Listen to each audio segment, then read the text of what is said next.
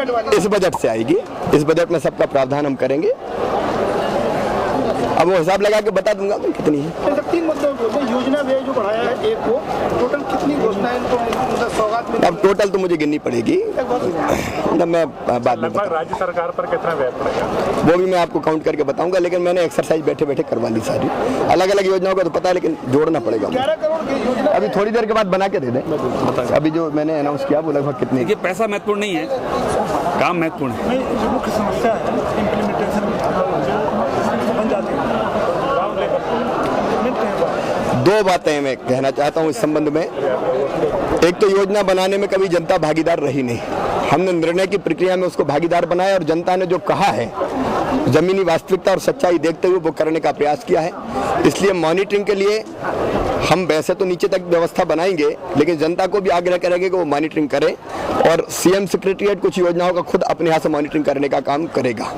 लेकिन जनता की जानकारी में और जनता के सहयोग से योजनाएं अगर बनती है तो मैं ये मानता हूँ कि क्रियान्वित कराने में भी जनता ढंग से रुचि लेगी।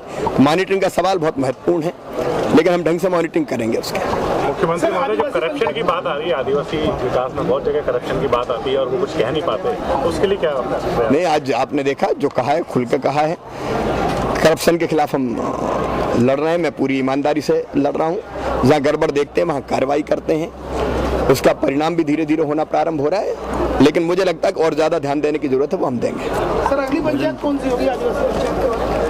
अनुसूचित जाति की पंचायत। उद्योग की बात होती है, जब भी ट्राइबल एरिया हमेशा उद्योग की बात होती है, उद्योग लगते भी हैं बंद हो जाते हैं, कुछ कारण होते हैं। हमको उद्योगों के लिए भी अलग अलग क्षेत्रों में अलग अलग योजनाएं बनानी पड़ेगी, वहाँ की परिस्थिति और वहाँ की आवश्यकताओं को देखते हुए, और जिसको हम वहाँ की स्थानीय चीज़ से जोड़ें।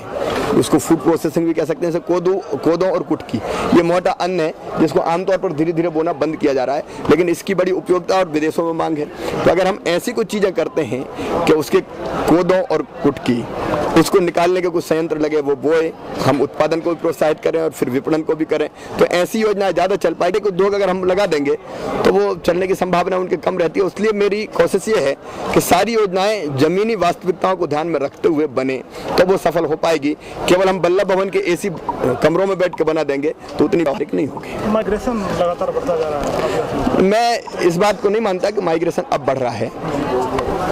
रोजगार के लिए जो न्यूनतम काम चाहिए वो मध्य प्रदेश में उपलब्ध है, लेकिन कई बार बेहतर रोजगार की तलाश में अगर कहीं ज़्यादा मजदूरी मिलती शहर में, तो किसी विशेष समय में आदिवासी समाज के लोग रोजगार के लिए निकलते हैं, लेकिन रोटी के लिए मध्य प्रदेश छोड़ने की जरूरत नहीं है। ठीक है।